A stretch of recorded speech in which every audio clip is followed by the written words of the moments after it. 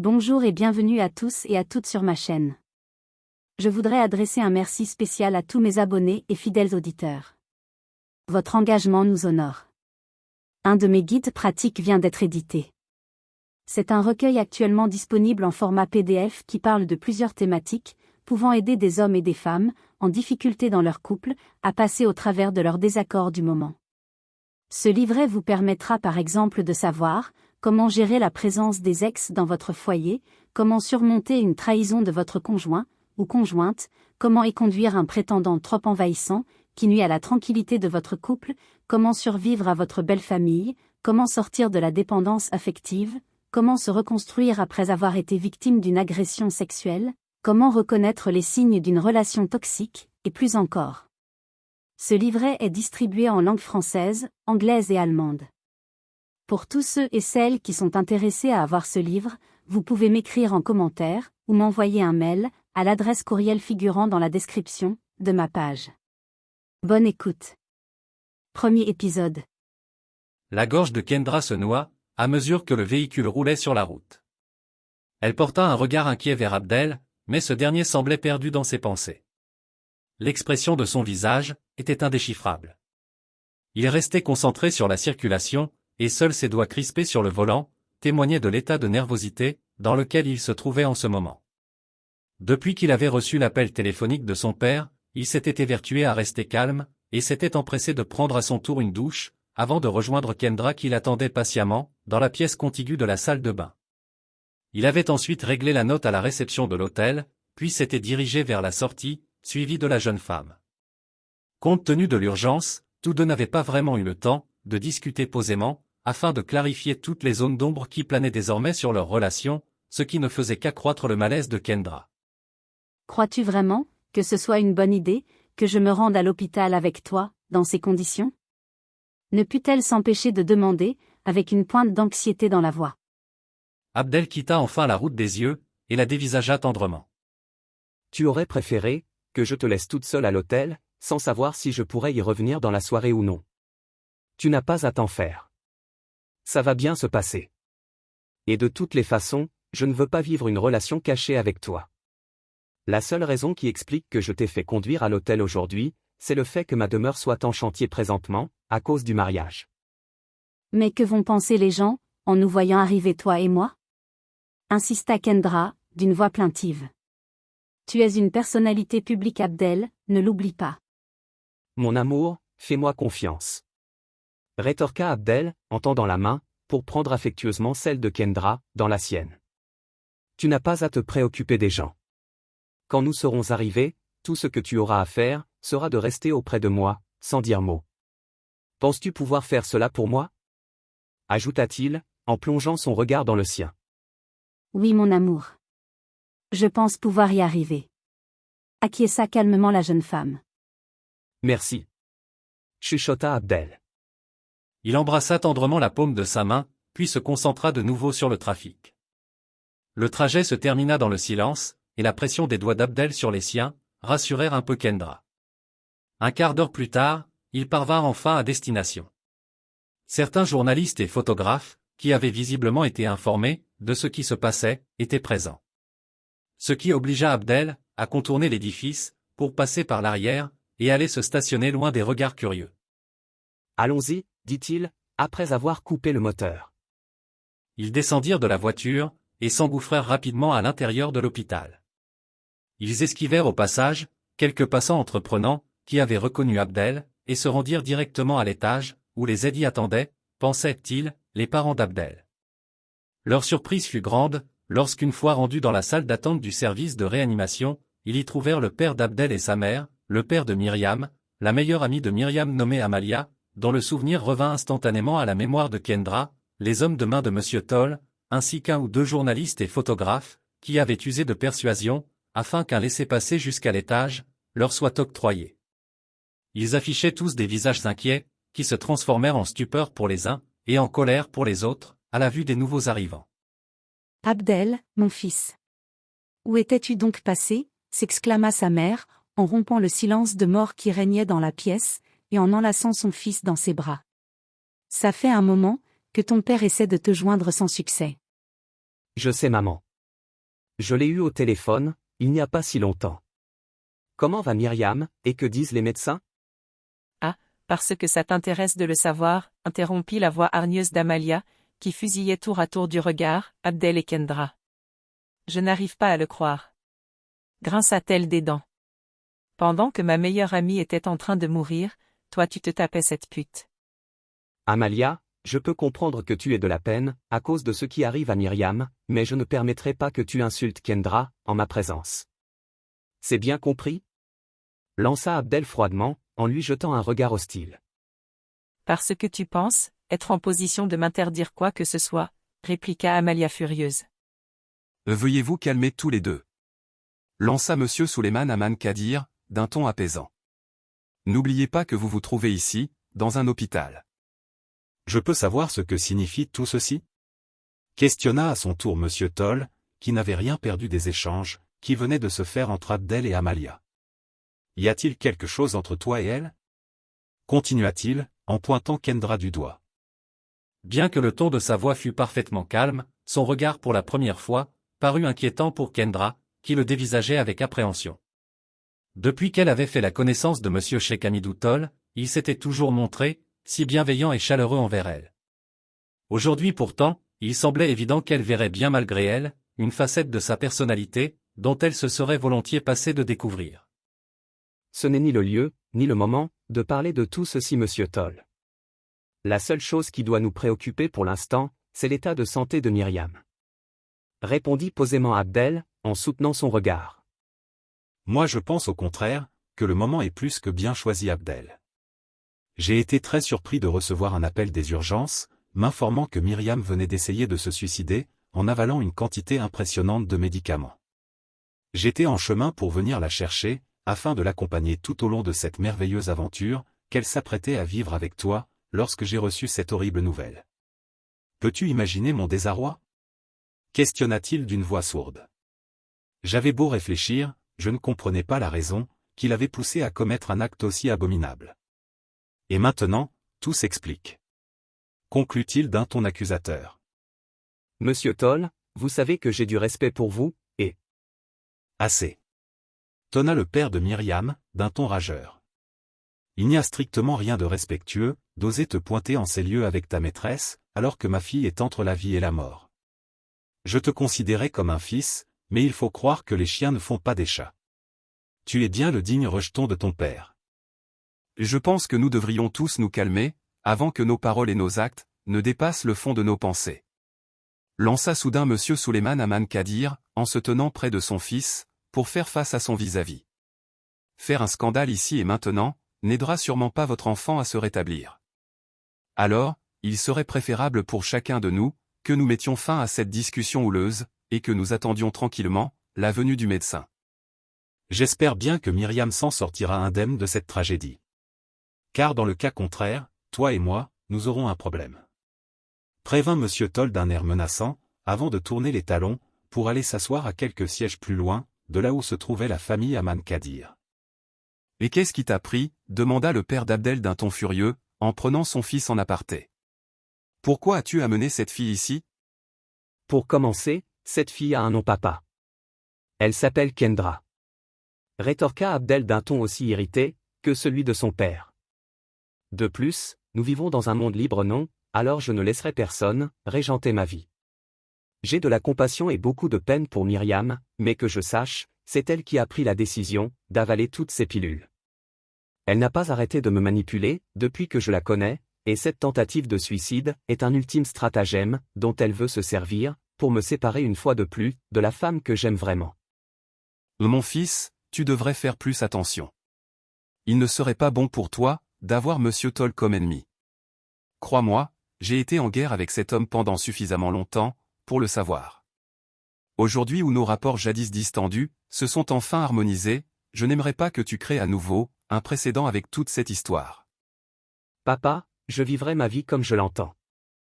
N'en déplaise à Monsieur Toll. Je n'ai jamais eu l'intention de faire du mal à sa fille, mais si nous en sommes arrivés là, il est important qu'il sache que sa fille a autant sa part de responsabilité que moi, dans toute cette affaire. Donc, je ne m'excuserai pas d'être heureux avec Kendra. La seule chose que je regrette, c'est de ne l'avoir pas écoutée plus tôt, lorsqu'elle m'avertissait des manigances de Myriam. Comment crois-tu que tout ceci va finir? Interrogea son père excédé. Si tu ne te préoccupes pas de toi, pense au moins à cette femme, que tu dis aimer profondément. Si jamais les choses se terminaient mal pour Myriam, Kendra aux yeux du monde en serait tenue pour responsable, quoi que tu en dises. C'est ça que tu veux pour elle? Abstenons-nous d'envisager le pire des scénarios, pour l'instant. Lança Abdel fermement. Je sais que vu de cette manière, je pourrais te sembler égoïste et sans cœur, mais j'ai été si malheureux l'année dernière, quand Kendra et moi avons été séparés papa, confia Abdel en fixant son père de ses yeux sombres. Je ne souhaite pas revivre cela. Là alors prions, pour que Myriam sorte vivante de cette chambre. Car c'est l'unique issue qui garantira, et préservera la paix entre nos deux familles. Tu devrais ramener maman à la maison, car elle paraît exténuée. Je suis là maintenant, je m'occupe du cas de Myriam. Mais tu ne t'imagines tout de même pas, que je vais te laisser seul, avec cet homme et sa garde rapprochée? Papa, je ne suis plus un enfant, tu sais. Je suis parfaitement capable de gérer les événements qui s'ensuivront, sans que tu me tiennes la main. Je n'en doute pas mon fils. Mais je n'ai jamais eu confiance en Monsieur Toll, et je suis encore moins confiant en ce moment, compte tenu de ce qu'il doit ressentir. Je ne quitterai cet hôpital, que lorsque j'aurai entendu le médecin déclarer, que tout va bien pour sa fille. C'est comme tu veux papa. Il s'ensuivit un long moment d'attente, durant lequel la tension ambiante était palpable. Le téléphone d'Abdel sonna ensuite, et celui-ci s'excusa poliment auprès de son père, avant de prendre l'appel. Oui mademoiselle et Palais. Que puis-je faire pour vous? Au monsieur Haman. Je suis ravie de pouvoir vous obtenir enfin au téléphone. J'ai tenté de vous joindre toute l'après-midi, en vain. C'est normal. Mon cellulaire était éteint. Comment se déroulent les choses de votre côté? Tout va pour le mieux. J'ai contacté tous les prestataires de services, qui avaient souscrit une entente avec nous, et l'ensemble des réservations faites auprès d'eux ont été annulées. Quant aux invités, ils étaient pour la plupart mécontents et étonnés d'apprendre que le mariage n'aurait plus lieu, mais de petits cadeaux offerts par la maison leur ont été remis pour nous excuser du dérangement. Où êtes-vous en ce moment? À l'hôpital. À l'hôpital? Répéta Béatrice croyant avoir mal entendu. Est-ce que Kendra va bien? Ajouta-t-elle avec inquiétude. Oui, elle va bien. Ne vous en faites pas. Je ne peux malheureusement pas rester plus longtemps au téléphone avec vous. Votre sœur vous expliquera de vive voix, tout ce qu'il vous plaira de savoir, quand vous la verrez. D'accord. J'en ai presque fini avec mes obligations ici. Pourrais-je vous retrouver où vous êtes, disons dans 1 heure? Tout à fait. Nous sommes à l'hôpital central. Nous vous y attendons donc. Bien monsieur. À tout à l'heure. À tout à l'heure, mademoiselle et Palais. Et qui était-ce? Questionna Monsieur Suleiman, en voyant son fils revenir auprès de lui. C'était la sœur aînée de Kendra. Tout est réglé apparemment de son côté. Elle nous rejoindra, dans 1 heure environ. Bien Abdel. As-tu eu le temps de manger quelque chose au moins, depuis ce matin?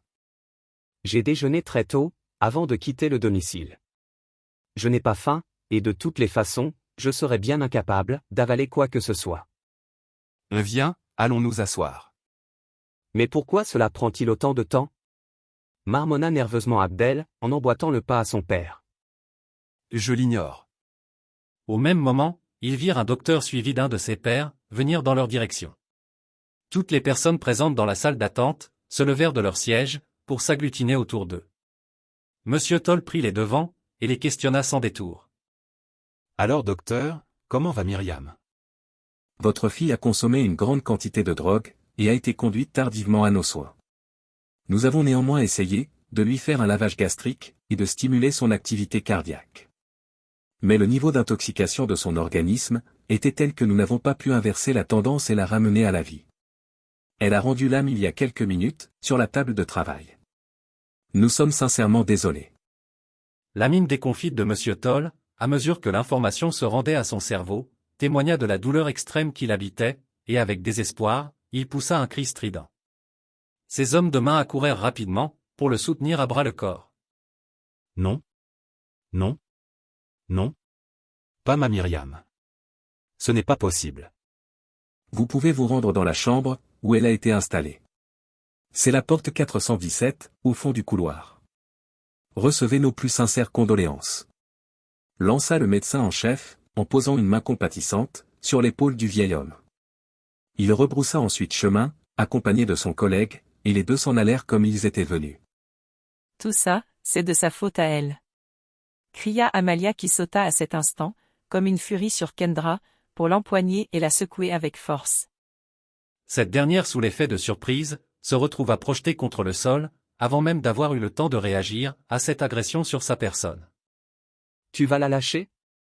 S'emporta Abdel, qui se précipita sur Amalia, pour lui ouvrir violemment les poings, qu'elle gardait serrés autour du cou de Kendra. Lâche-moi! Hurla Amalia, en se débattant farouchement.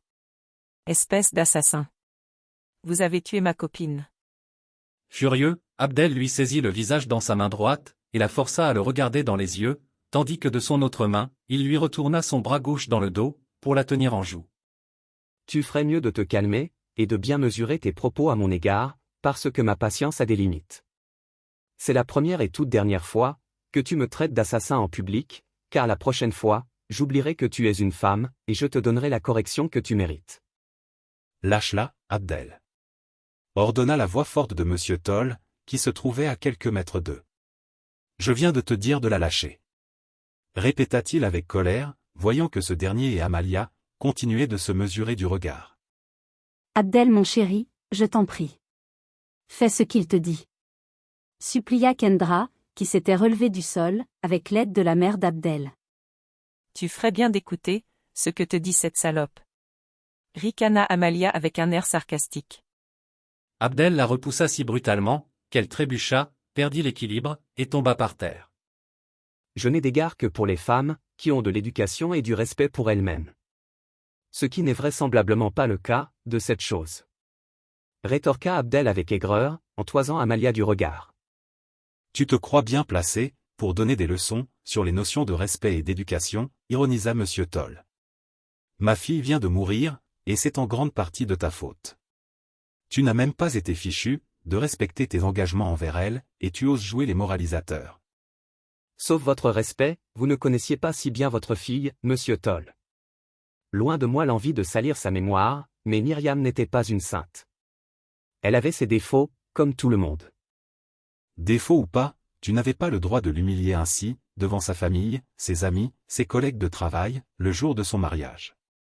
Vociféra Monsieur Toll. Vous avez probablement raison. Mais plutôt que de vivre toute notre vie durant, dans le mensonge, j'ai préféré nous défaire de ces chaînes, qui auraient fini par nous détruire, elle et moi, d'une façon ou d'une autre.